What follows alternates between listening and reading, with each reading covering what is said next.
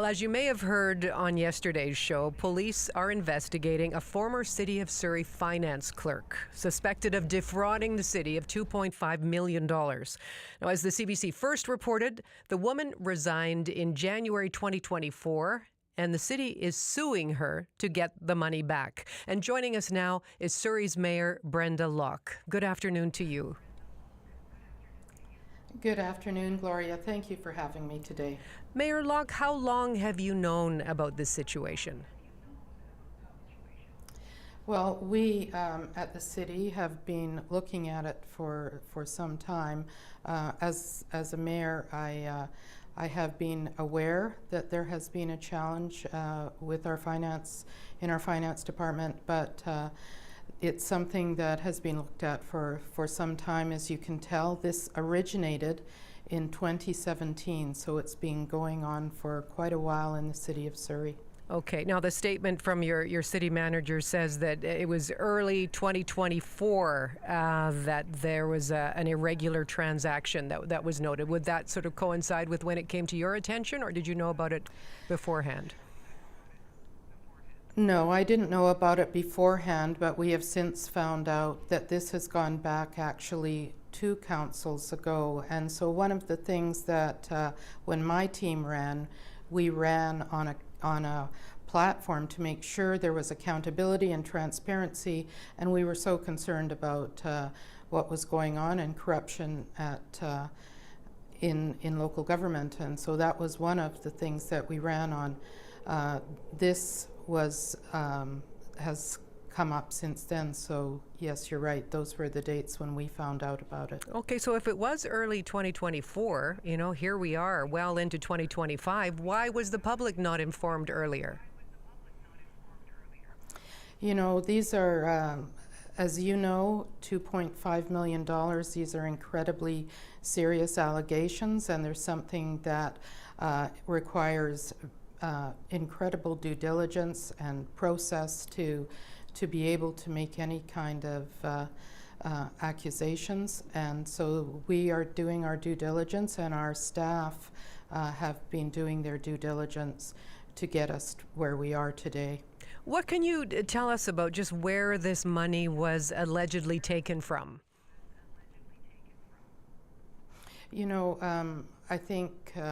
I think it's pretty clear.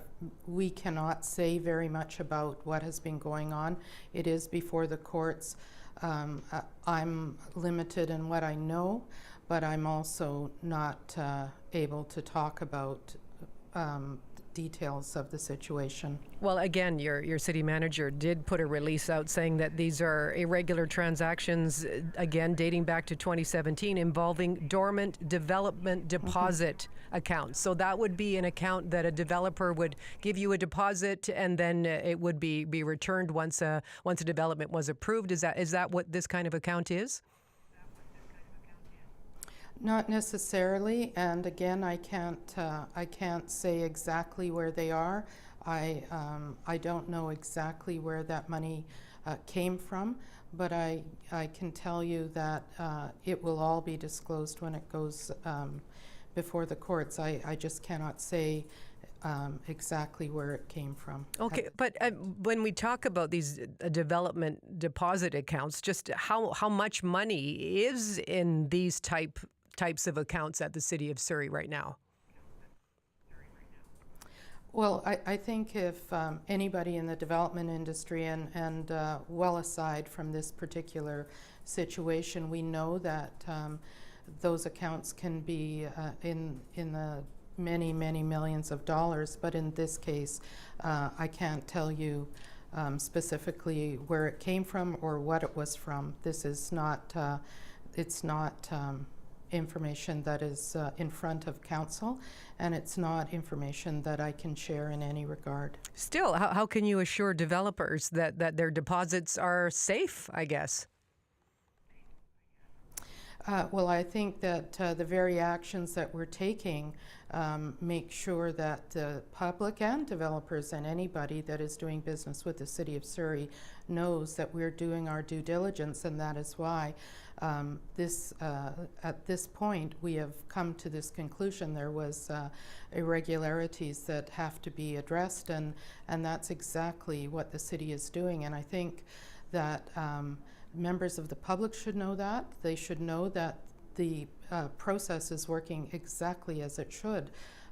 It is unfortunate that the previous council didn't find them, but we have, and it was a commitment that I had made at the beginning of our tenure that we were going to be looking at processes and making sure that we were making every effort to ensure accountability and transparency and accountability when it comes to the finances of the City of Surrey. So how was it that the city did catch this?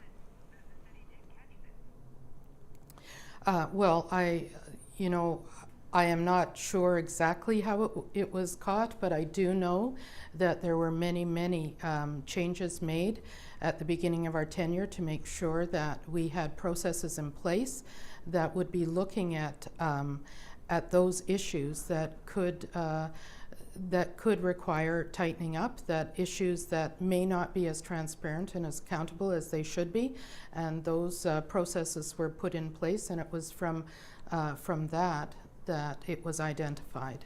Well, our reporter Jason Proctor has gone extensively through the police documents on this case, and according to those documents, this was really caught almost by mistake, it seems. So how can you be sure this hasn't happened before?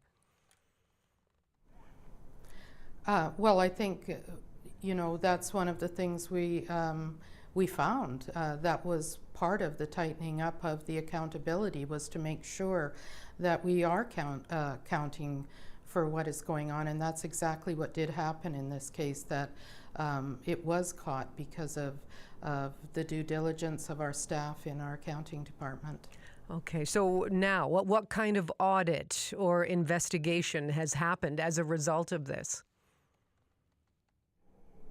Well, I think as you would know, we're looking at what we can do moving forward, and it has, as you've seen in the press release from the general manager, it has moved to a place where we're looking at recovering those funds for residents. But we will continue to do our due diligence and make sure that every step of the way the city is taking care of the public money with great care. Now, the woman involved here, it's our understanding that her husband worked for the city as well. Is he still an employee? There is no employees of the City of Surrey that have any touch points to this investigation at this point. Is that an indication he's left City Hall?